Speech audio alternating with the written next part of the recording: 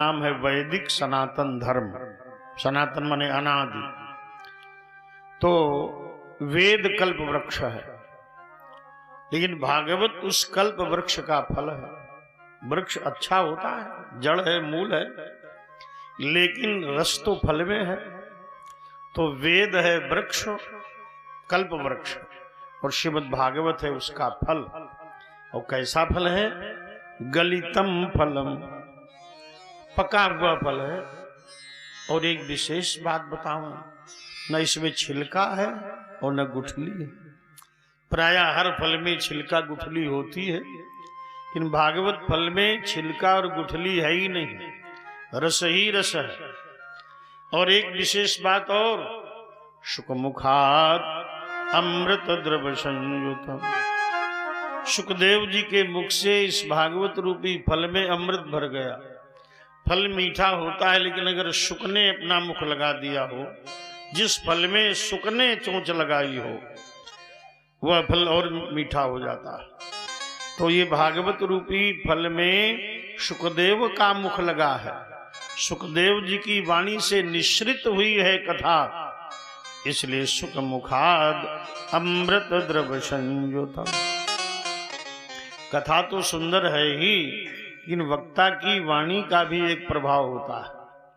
तो शुकदेव जी ने जब से श्रीमद् भागवत का वर्णन किया, तो भागवत में अमृत ही भर गया। पिबत भागवतम रसमालयम, ये भागवत रस का आलय है। रसमालयम रसस्य भवनम, ये रस का भवन है, सिंधु है रस का।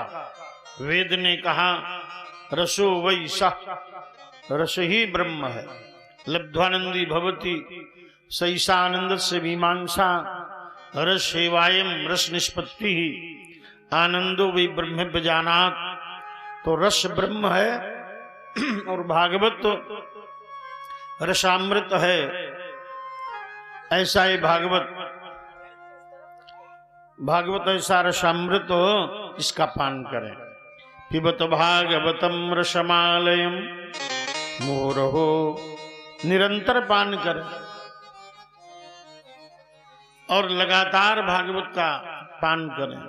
इसमें कोई समयावधि नहीं कि एक बार सुना तो दोबारा न सुना, क्योंकि भगवान की कथा सुनने से जो तृप्त हो जाए, अघा जाए, समझो उन्होंने रस की अनुभूति ही नहीं की। रामचरित जे सुनत अघाही, रस विशेष जाना तिन नहीं। या ऐसे ऐसे श्रोता हैं जिन्होंने दसियों बार, सैकड़ों बार भागवत सुनी, और सुनने की जो लालसा है वो और तीव्र है। तो ये निरंतर पान करें। सुभारती चैनल के माध्यम से 112 देशों में कथा का प्रसारण होगा। तो महाराज बोलिए राधा कृष्ण भगवान की, बोलिए वृंदावन बिहारी लाल की जय हो। तो ऐसी श्रीमद् भागवत कथा रूपी अमृत का पान करें।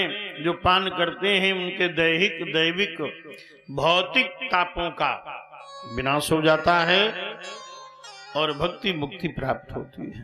भगवान राधा कृष्ण का सानिध्य मिलता है। जो भागवत सुनते हैं उन्हें राधा कृष्ण की कृपा और राधा कृष्ण का सानिध्य दोनों ही प्राप्त होते हैं। जय जय श्री राधा रमण, जय श्री नवल किशोर, जय गोपी चित चोर प्रभु, जय जय माखन छोर। सब द्वारन को छाड़ी के मैं अब आयऊं तेरे द्वार। हे वृषभानु नंदिनी, तनिक मेरी ओर निहार। अब मेरी ओर निहार।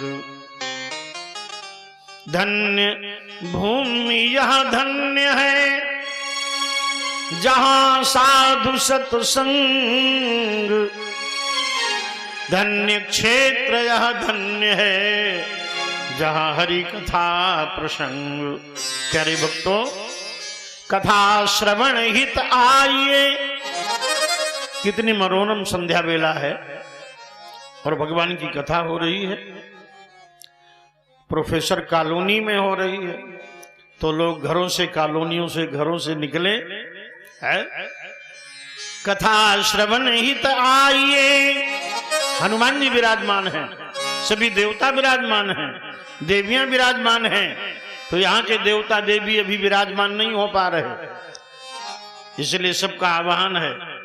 और कथा 2 घंटे तक चलेगी, इसलिए आइए और समाधि में स्थित होकर कथा सुनिए। कथा श्रवण हित आइए, तजी माया अभिमान, ज्यों ज्यों पग आगे बढ़े कोटिन यज्ञ समान। श्रोता अपने घर से जब भागवत सुनने हैं तो एक एक पग आगे बढ़ाते हैं तो करोड़ों यज्ञों का फल उन्हें प्राप्त हो जाता। कथा घर से नहीं सुनी जाती कि वहां घर पर बैठे सोफा पर और कथा सुन रहे। कथा पंडाल में सुनी जाती है। चरण राम तीर्थ चली जाही, राम बसही तिनके मन माही। तो भगवान उनके हृदय में निवास करते हैं जो कथा सुनने आते हैं। और जितनी श्रद्धा, पवित्रता और एकाग्रता से आप कथा सुनेंगे उतना फल आपको प्राप्त होगा। जितनी श्रद्धा उतना फल। श्रद्धावान लभते ज्ञानम। श्रद्धा जितनी, देखिए कथा सभी सुन रहे हैं, कि जितनी अधिक श्रद्धा होगी उतना अधिक फल उसे प्राप्त हो जाएगा। इसलिए पहले से हम सावधान करते हैं कि श्रद्धा भक्ति से युक्त होकर कथा सुने। अब भगवान कृष्ण की वंदना की है पहले श्लोक में भागवत में, महात्म्य में, पद्म पुराण से निश्रित महात्म्य में भगवान कृष्ण की वंदना की। क्योंकि भागवत भगवान कृष्ण का स्वरूप है। भगवान कृष्ण ही भागवत में विराजमान है साक्षात, इसलिए भगवान कृष्ण की वंदना की। सच्चिदानंद रूपाय विश्वोत्पत्त्यादि हेतवे तापत्रय विनाशाय श्री कृष्णाय वयं नमः। इसमें थोड़ी ट्यूनिंग और बढ़ाओ, मिठास को। सच्चिदानंद रूपाय, जो भगवान सच्चिदानंद है। सच्चिदानंद में 3 शब्द हैं। सत धन चित धन आनंद बराबर सच्चिदानंद। तो 3 शब्द मिलकर के भगवान का नाम बना, सत चित आनंद। तो सत है वो, सत्यम ब्रह्म अनंतम, वेद ने कहा सत्य ही ब्रह्म है। भगवान सत्य हैं। भागवत के 10वें स्कंद के 2 अध्याय के 26वें श्लोक में भगवान को 9 बार सत्य कहा। और 9 की संख्या ब्रह्मांक है, सीटी नहीं, 9 की संख्या ब्रह्मांक है। 9 को 10 तक गुणा करो तो 9 ही रहता है। तो ब्रह्म पूर्ण है और नवांक भी पूर्ण है। 9 बार सत्य का प्रयोग किया। सत्य व्रतम, सत्य परम, त्रिसत्यम, सत्यस्य योनिम, निहितम च सत्ये, सत्यस्य सत्यम, ऋत सत्य नेत्रम, सत्यात्मकम, त्वाम शरणम प्रपन्ना। भगवान सत्य है, यथार्थ सत्य है। भूतकाल में, वर्तमान में और भविष्य में, तीनों कालों में सत्य है। वही ब्रह्म सत्य है। तो सत्य है परमात्मा, चित्त है परम प्रकाश। सबके भीतर प्रकाश भर रहे हैं, सूर्य में, चंद्रमा में, बिजली में, तारों में, अग्नि में और आप सबकी अंतरात्मा में। उन्हीं का तो प्रकाश है। वो परम प्रकाशक हैं, इसलिए वो चिन्मय है। चिन्मय चिदानंद स्वरूप है। चिन्मय परम प्रकाश, फिर आनंद स्वरूप है। वो आनंद, आनंद ब्रह्म है। जहां भी आनंद है वहां ब्रह्म है। संसार में सुख है तो सुख के बाद दुख है, और जब आनंद है तो आनंद का विलोम शब्द बना नहीं। आनंद का विलोम शब्द किसी भाषा में नहीं मिलेगा। आनंद अपने आप में पूर्ण है और ये घटता नहीं, ये बढ़ता है। आनंद के बाद ब्रह्मानंद और ब्रह्मानंद के बाद परमानंद, और परमानंद चिन्ह मूर्ति मधुरो मुरलीधरा। परमानंद तो भगवान कृष्ण है, इसलिए सच्चिदानंद उनके लिए प्रयोग किया व्यास जी ने। सच्चिदानंद रूपाय विश्वोत्पत्त्यादि हेतवे। वो एक हैं, लेकिन उन्होंने अपने संकल्प से अनंत अनंत अनंतानंत सृष्टि की संरचना की। अनेक करोड़ों ब्रह्मांड और असंख्य जीवों की रचना भगवान ने की है। विश्व को उत्पन्न करते हैं वो संकल्प मात्र से। सा कामयत बहु प्रजाए एको हम बहु श्याम, वेद ने कहा। उन्होंने बस कामना कर दी कि अनंत सृष्टि हो जाए, और अनंत सृष्टि हो गई, और उस सृष्टि में वही व्याप्त हो गए। हर जगह वो व्याप्त है। सर्वम खलमिदम ब्रह्म। ऐसी कोई जगह नहीं, ऐसा कोई पदार्थ नहीं जिसमें ब्रह्म न हो। सब में व्याप्त हो गए। विश्व की रचना करते हैं, पालन करते हैं, सबके पालनहारे हैं, और फिर अंत में संहार भी करते हैं। लीन कर लेते हैं, अपने में समाहित कर लेते हैं। ऐसे नारायण की हम स्तुति करते हैं। तो व्यास जी ने देखा ये संसार के जो मनुष्य हैं वो 3 प्रकार के दुखों से पीड़ित हैं। दैहिक, दैविक और भौतिक। देह की पीड़ा सभी को है, कुछ न कुछ, किसी को कम है, किसी को अधिक है। दैवी आपदाएं आती ही हैं जीवन में, भौतिक सांसारिक बाधाएं भी आती हैं। तो मनुष्य पीड़ित है, तो समस्त मनुष्यों के कल्याण कामना हेतु महाराज व्यास जी कहते हैं, हे प्रभु, तापत्रय विनाशाय, त्रितापों के विनाश के लिए पहले तो त्रितापों का विनाश करो भगवान। दैहिक, दैविक, भौतिक ताप ये मनुष्य के समाप्त हो जाएं, इसलिए श्री कृष्णाय वयम नमः। श्री कृष्णाय, अकेले कृष्ण जी की वंदना नहीं की। अकेले कृष्ण की वंदना करेंगे तो कृष्ण जी तो मोक्ष दे देंगे। अब संसार में रहना है तो संसार में जीविकोपार्जन के लिए शरीर के संसाधन भी चाहिए, मुक्ति चाहिए, भक्ति चाहिए। भुक्ति, भक्ति और मुक्ति तीनों की जरूरत है। संसार के उपभोग भी, मर्यादित उपभोग भी चाहिए, भक्ति भी चाहिए। तो इसलिए ये भक्ति तो भगवान देंगे नहीं, वो तो मुक्ति देंगे। भक्ति देंगे तो राधा का स्मरण किया। राधा रानी ऐश्वर्यदायिनी है, परमाह्लादिनी है, आद्या शक्ति, मूल प्रकृति भगवती योगेश्वरी, जो आह्लादिनी शक्ति है, जगत की रचना पालन संहार करने वाली है। ऐसी राधा का ध्यान किया, स्तवन किया। श्री सहिता कृष्णा, अकेले कृष्ण नहीं, राधा के सहित कृष्ण। पहले शक्ति, बाद में ब्रह्म। पहले राधा, बाद में कृष्ण। पहले सीता, बाद में राम। तो राधा कृष्ण की वंदना की है। श्री कृष्णाय वयम नमः। बोलिए राधा कृष्ण भगवान की जय हो। राधा रानी के सहित कृष्ण की वंदना की। आगे व्यास भगवान ने अपने पुत्र की वंदना की।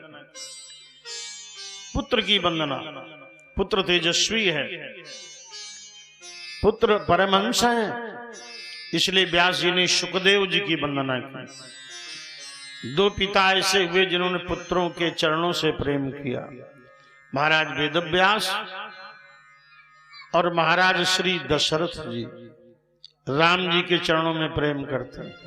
मंदो अवध भुआल, सत्य प्रेम जहि राम पद। तो वंदना का बड़ा प्यारा श्लोक है, भागवत का आप श्रवण करें। एयं प्रव्रजन्त मनुपेतमपेत कृत्यं द्वैपायनो विरह कातर आजुहाव। पुत्रेति तन्मयतया तरवोऽभिनेदुस् तं सर्वभूत हृदयं मुनिमानतोऽस्मि। महाराज वेदव्यास जी का आश्रम सरस्वती नदी के पश्चिमी तट पर। पहले सरस्वती नदी ये हिमालय के परिसर में प्रवाहित होती थी, अब अंतर्हित हो गई, लुप्त नहीं है, अंतर्हित है, समाहित हो गई है। सरस्वत्या पश्चिमी तटे, सरस्वती के पश्चिमी तट पर सम्याप्रास नामक आश्रम में महर्षि भगवान वेदव्यास जी की धर्म पत्नी देवी पिंगला के गर्भ से 16 वर्ष बाद एक बालक उत्पन्न हुए। यम प्रव्रजन्त मनुपेत मपेत कृत्यम। बालक का जन्म हुआ लेकिन नाला भी नहीं कटने पाया और जन्म लेते ही तपस्या करने हेतु चल पड़े।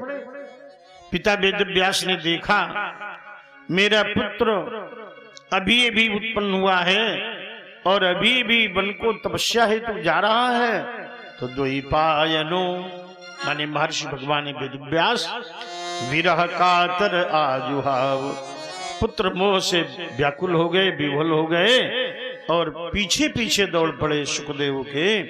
पुत्रेति पुत्रेति, अरे पुत्र वापस लौटाओ, अरे पुत्र वापस लौटाओ, व्याकुल विह्वल हो गए। ये सुखदेव तो बोले नहीं। सुखदेव जी की ओर से वृक्ष बोलने लगे, सुकोहम सुकोहम सुकोहम सुकोहम, हम सुखदेव हैं, हम सुखदेव हैं, हम सुखदेव हैं, सुकोहम। सर्वोभिनेदु, वृक्ष बोलने लगे, ये मायातीत, माया से परे परमहंस परिव्रजकाचार्य हैं, ये वापस नहीं लौटेंगे। ऐसे प्राणी मात्र की अंतरात्मा श्री सुखदेव जी सर्वभूत हृदय सुखदेव जी को प्रणाम करते हैं। भक्तों प्रेम से बोलो सुखदेव महाराज की जय हो। अब महाराज नैमिषारण्य में 88,000 शौनकादि जो ऋषि हैं, उन्होंने सूत जी से कहा महाराज ये 16 वर्ष बाद क्यों जन्मे और जन्म लेते ही तपस्या करने के लिए क्यों चल पड़े, ये रहस्य में आप बताइए। तो महाराज सूत जी कहते हैं देखिए एक बार की बात है, एक बार कैलाश मझारी, एक बार कैलाश मझारी, एक बार कैलाश मझारी, एक बार कैलाश मझारी, शिव संवाद उमा विस्तारी, शिव संवाद उमा विस्तारी।